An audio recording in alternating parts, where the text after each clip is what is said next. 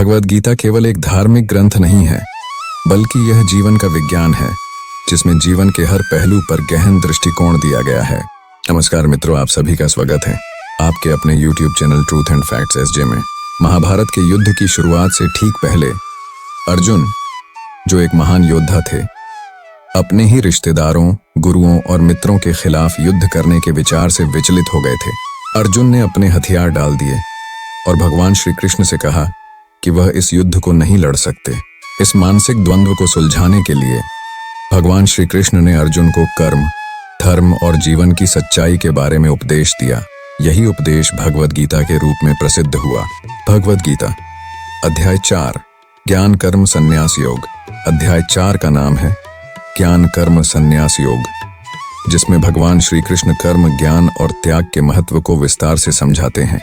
यह अध्याय ज्ञान की शक्ति और सदियों से योग का प्रचार प्रसार करने के विषय पर आधारित है। भगवान का अवतार और धर्म की स्थापना। महाभारत में जब अर्जुन ने यह सवाल उठाया कि भगवान कृष्ण ने यह ज्ञान पहले कब और किसे दिया था, तब भगवान कृष्ण ने कहा कि वह समय समय पर धर्म की रक्षा और अधर्म का नाश करने के लिए इस संसार में अवतार लेते हैं। जब जब धर्म की हानि होती है और अधर्म का विस्तार होता है, तब तब मैं इस संसार में अवतार लेता हूँ। श्लोक 47। श्री कृष्ण ने यह बताया कि यह ज्ञान उन्होंने पहले सूर्य देवता को दिया था और फिर समय समय पर इसे उन व्यक्तियों को दिया जो इसे समझने योग्य थे। इस प्रकार गीता का यह ज्ञान सनातन है और हर युग में लागू होता है। कर्म का महत्व और ज्ञान का संबंध। महाभारत के इस प्रसंग में भगवान श्री कृष्ण अर्जुन को कर्म और ज्ञान के बीच के संबंध को समझाते हैं।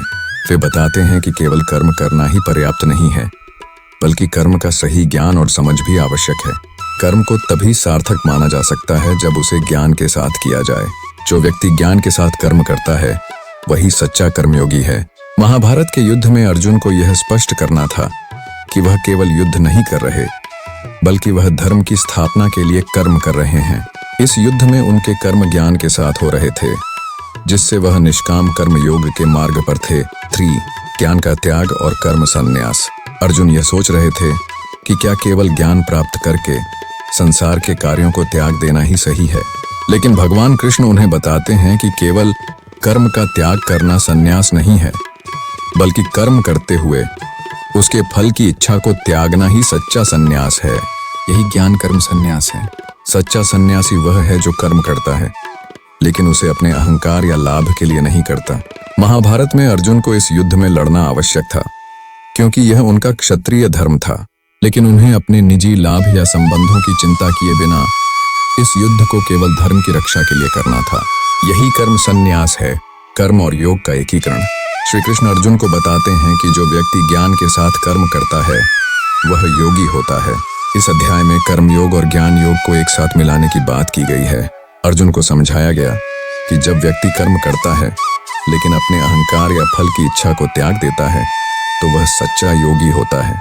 जो व्यक्ति कर्म में आसक्ति नहीं रखता और ज्ञान के साथ कर्म करता है, वही सबसे बड़ा योगी है।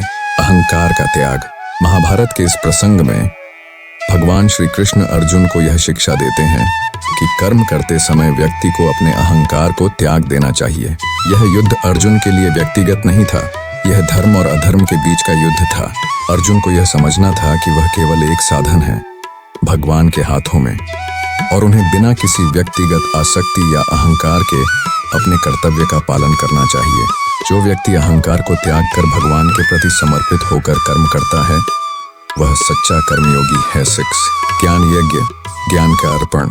श्री कृष्ण अर्जुन को बताते हैं कि ज्ञान यज्ञ, जिसमें व्यक्ति अपने अज्ञान को ज्ञान से मिटाता है, सबसे श्रेष्ठ है।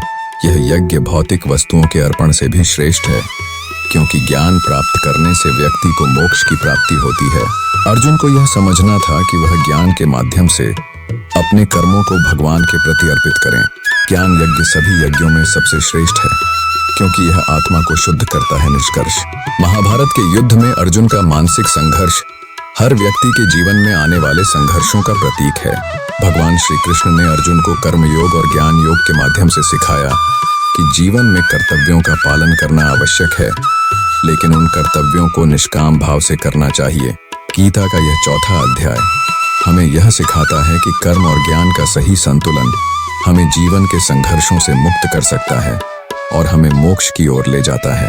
महाभारत में अर्जुन की तरह ही हर व्यक्ति अपने जीवन में कठिन निर्णयों और परिस्थितियों का सामना करता है, लेकिन भगवद गीता का यह ज्ञान हमें सिखाता है कि हमें अपने कर्म करते रहना चाहिए, बिना फल की चिंता किए, और भगवान पर पूर्ण विश्वास रखना चाहिए। वीडियो पसंद आया हो तो प्लीज़ चैनल को सब्सक्राइब कर लीजिएगा।